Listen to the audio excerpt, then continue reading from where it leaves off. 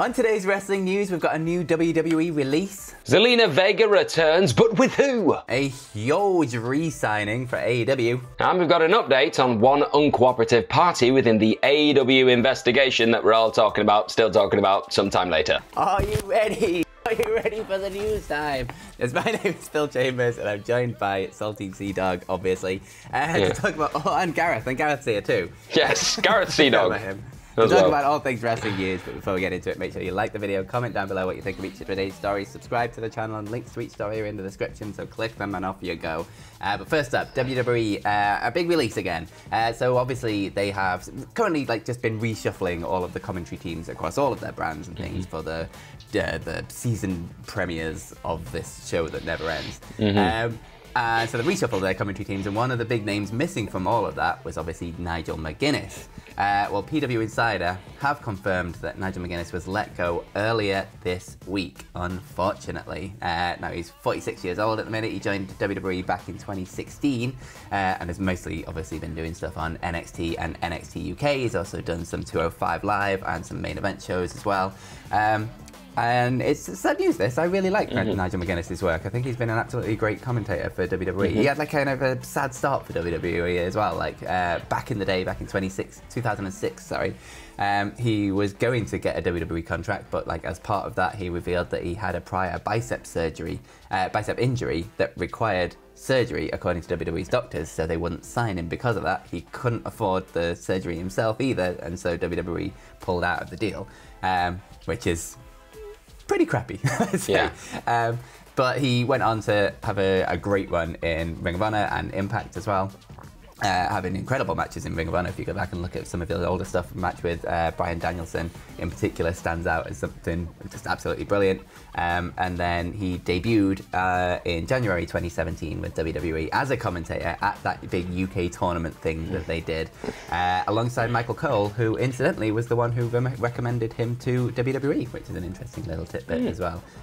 But yeah, I really like Nigel McGuinness' work in WWE. I think he's been a really good commentator for them in NXT and NXT UK, and I'm kind of sad to see him go. Yeah, this is another one of those kind of releases that it just I don't know, just hits differently. It hits differently in a bad way, because if you look at when he was in NXT, I absolutely loved that kind of era when I think it was him and Mauro Ranallo, I want to say, together, and I think it was just that for me, that was peak NXT commentary in my mind. So I thought he was outstanding. Like you said, his actual in-ring work speaks for itself as well. His peers hold him in such high regard, and there's no doubt he'll go on to something else and probably pop up somewhere else down the road, maybe on the commentary desk, and just excel again. But it's just sad. You don't want to see anybody getting released, and in this shuffle, this season premiere landscape that we've got right now with WWE, a lot of people, including Jimmy Smith as well, have also been let go in this crazy shuffle that's seen Wade Barrett go to SmackDown and Kathy Kelly come back. All these people, there's been a few casualties, and it is what it is. But one of probably the biggest benefactors right now of this whole new premiere of the show that never ends, it's still very hard to explain to people who don't watch wrestling why there's a premiere. I tried doing it this morning, it's very hard.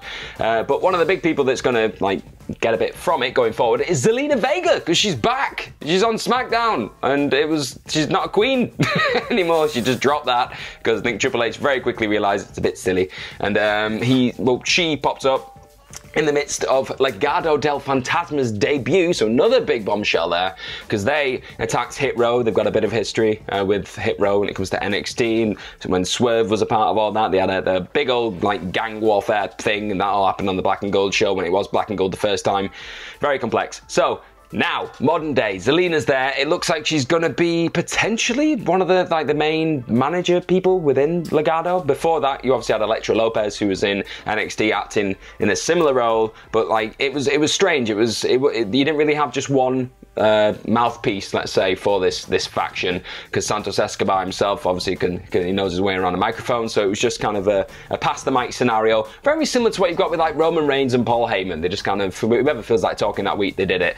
But it's not really sure at this point if Vega's going to be wrestling, just again back in the ring doing the thing, because she was I think the last time we saw her, she was She was teaming with Carmella. I remember that. She was teaming with Carmella, got to WrestleMania, lost the belts, the tag belts to Naomi and Sasha Banks, and then after that, I think she turned on Carmella, and we've not seen her since that. So in her time away, she's lost a crown, because it happens, you know, misplace our crown sometimes. And it's not the first time that she's been the manager of someone within NXT or the main roster either, because she famously managed Andrade when he was in NXT, and then when he came to the main roster, she managed him, Angel Garza, and Austin Theory. That feels like it went down in some kind of alternate reality because it was that long ago and so strange. But Vega, she's back. Yeah, I really like this. I think the tag team with was not going anywhere, obviously, and never really ended that story. They kind of just fizzled out and they kind of gave up on it. Yeah. But if you think back about like you mentioned when she first came on with like Andrade and Angel Garza and that little stable that they had going, like at the beginning of that, there was something there. There was definitely something there. Definitely. And there was a lot that they could have built on that if they didn't just make them lose every single week and look like idiots and then do that weird infighting story that they had. And it went really weird, that story. So there's definitely something there in that kind of a position. She's a great mouthpiece for these kind of things as well. And it's just, it's a good fit, I think. So hopefully, looking forward to big things with these on the main roster. We'll have to wait and see. But it looks like it's good stuff for now. But shuffling over to AEW. It's new. We like new. Oh, we do indeed. But shuffling over to AEW, and speaking of new, that's not new, they have re-signed Jon Moxley to a 5-year contract extension. I don't think there's any surprise here. Why the hell wouldn't you re-sign Jon Moxley to as big a contract as you can possibly get? So they released a press release about this, but there's also some other little bits of details that are in there as well. So it says that his responsibilities will be expanding to include both mentoring and coaching of talent, which is an interesting thing, and also a no-brainer if you can get Jon Moxley into that kind of a position of teaching the younger guys in AEW. I think that's just... It just makes sense. Of course you want that. He's the absolute top guy at the minute. He's on the best run of his career. Why wouldn't you want him passing down his knowledge to other people? But the other interesting note is that it says he will work exclusively for AEW and its international partners, which obviously includes New Japan Pro Wrestling, but leaves a bit of a grey area for GCW in America. Although he is currently their champion. So they've got to figure that one out somehow. And it's kind of up in the air as to what's going to happen, but obviously he's been doing quite a lot for GCW, wrestling in some big matches for them down there, bringing a lot of eyeballs on that product. So we'll have to wait and see what the deal is going forward on that, but I can't imagine he'd just want to completely give up on that as well. So there's got to be something in there. No. But yeah, 5 years more for Jon Moxley in AEW. Great move by Tony Khan.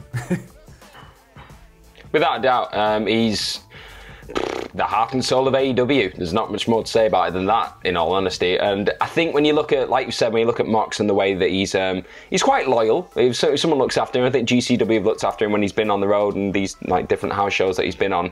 And he won't just want to cut those ties, I don't think. He doesn't seem like the kind of guy who's just going to go, yeah, thanks for everything, bye, see you later. I don't think he'll do that. So I feel like there'll be some kind of little clause within that contract of, oh yeah, accept GCW because we like them. Like something like that. I don't know.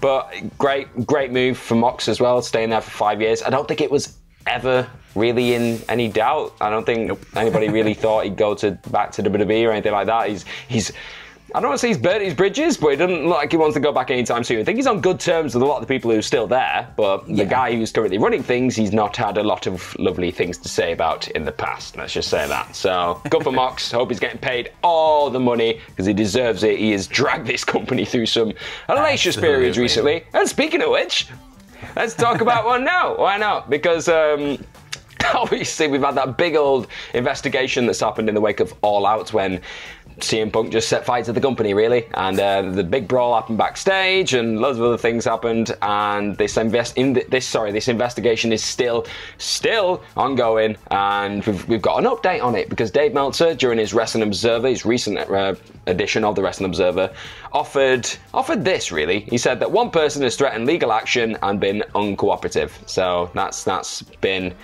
another reason why things are just taking so long, because somebody's threatening legal action and just not wanting to play ball. It's not specified here who that person is, so I'm not going to try and speculate on that. But obviously this legal action could stem from the actual all-out incident itself backstage, that had the brawl and everything else. We all know what happened there now. It's been heavily documented what happened, but no one's technically been let go from the company yet. No one's been fully released or anything like that, so everyone, including people who've reportedly bitten other people, have not been let go. Talking about UA Steel, all the parties were obviously suspended. There's no news on when they're going to be like let back into the company or let back onto television or anything like that. But the staff members who entered or like were involved in the altercation that like they tried to break up the fight, not actually physically involved, like throwing punches or anything like that. They've had their suspensions lifted recently, so we know that. But when it comes to the likes of the Elite, CM Punk, A-Steel, there's still a lot of, a lack of clarity, let's say, when it comes to the situation as a whole. But somebody is being uncooperative, and that is holding things up. Indeed, this is the thing that seemingly will never end. It makes sense. It's a company that's having an ongoing investigation. They're not going to be able to like release anyone or bring anyone back to TV until that's finished. And if it's the legal stuff that's holding that up, who the hell knows how long that's going to be? They're in a weird position as well. Like the like you mentioned, the guys that sort of got involved to maybe try and break it up or whatever it was, that then got suspended, have also come back. But then you put them in a weird position for this kind of thing going forwards, because like, for example, like a Christopher Daniels, he was like put one of those people. If he then sees the like Sammy Guevara Andrade fight, do they then get involved in that, knowing that they might get suspended themselves? So it's like, it's odd precedent. There's a fire going on over there. But I'm not going to touch it, because if I do, I'm going to get kicked out. Exactly. Do you know what I mean? It's crazy. So they need to clear this up ASAP and start rebuilding that morale backstage. But yeah, as long as these legal actions are going, AEW's hands are kind of tied with this. They just have to wait and see. But we will keep you informed as to any updates on this, obviously. But to finish on your Twitter questions for the day, the first one, sticking with AEW, comes from John Harrison. He asks, is Jamie Hayter going to be the one to beat Jade Cargill? She's over as hell and would look great with a belt. Who do you think it's going to be? If not Hayter, then who, I think, is the real question, because they've not really built anybody up to... Which obviously happened last night and didn't happen. But eventually, down the line, I think you could still do Willow Nightingale. It'd be very good fun. Yeah. Yeah, I think Willow would be good. But yeah, if not Hayter, then I'm not really sure who else stands out immediately. They might build somebody up, but for me, Hayter, in my opinion, Hayter's the place to go. Yeah, I personally like the idea of just chucking Hayter straight into the main AEW Women's Championship, because I just think she's that good and she's proved herself over this time. And then especially if she's still kind of with Britt Baker at that time and she has the championship and Baker doesn't, I think the story there could be very, very interesting, of Britt just being incredibly jealous of Jamie Hayter at that moment. So yeah, whichever way it is, basically Jamie Hayter needs something. She's absolutely brilliant. The next question comes from Chef Nacho Libra, who says, what's your favourite wrestling book? I thought you said something else then, because the video slightly cut out, but that's fine. Sorry, it's a Saturday morning. Hello, everybody. So my favourite one would be, I've not read loads, I'll be honest, but I've read a couple, and the one that really stands out to me was Jericho's No is a 4-letter word, I think it is. I really enjoyed it. I remember reading it, I think, when I first came to work at WhatCulture full time. That was something I was reading like on my train journey, so it's very nostalgic to me every time I go into the office. But I got a lot from that book, and a lot of life lessons were taught by the champion. What about you, Phil? It's pretty obvious. If anyone knows anything about me, it's Have a Nice Day by Mick Foley, of course. Why wouldn't it be? I have a signed copy of it just up there. So yeah, it's obvious. It's the best wrestling book, and if anyone says anything else, they're an idiot. But you know what else is a really good wrestling book? By our very own Michael Sidgwick, The Rise of AEW, the best book out there about AEW, and you can get it on Amazon right now.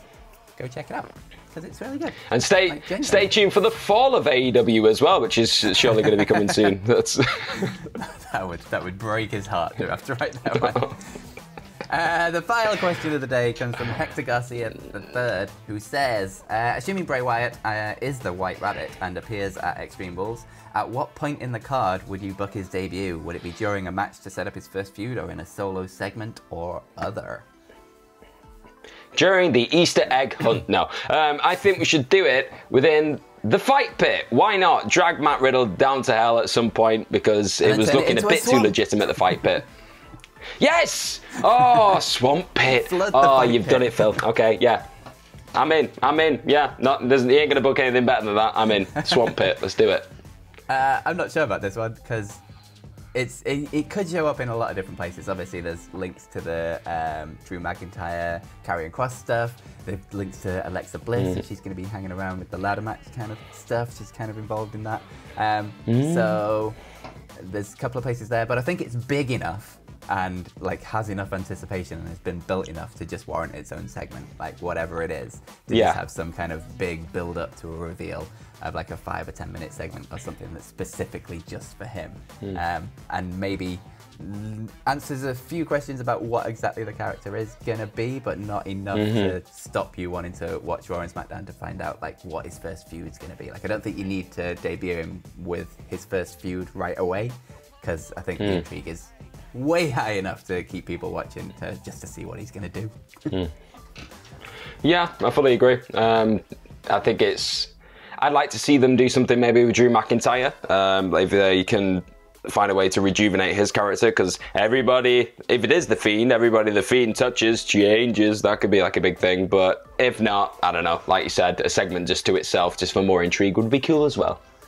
Indeed. But that is it. Thank you very much for joining us. That has been the news. If you want, you can follow us over on Twitter. You can follow me at FilmMyChambers, and you can follow Gareth at GMorgan04. And you can follow all of us at WhatCulture WWE. Make sure you subscribe to the channel. Comment down below what you think of all of today's stories, including where you think The Fiend is going to debut tonight at Extreme Rules. Very exciting. Watch out for AEW and SmackDown Ups and Downs, which will be coming later on today. Make sure you give them a watch, but most importantly, have yourselves a bloody good day.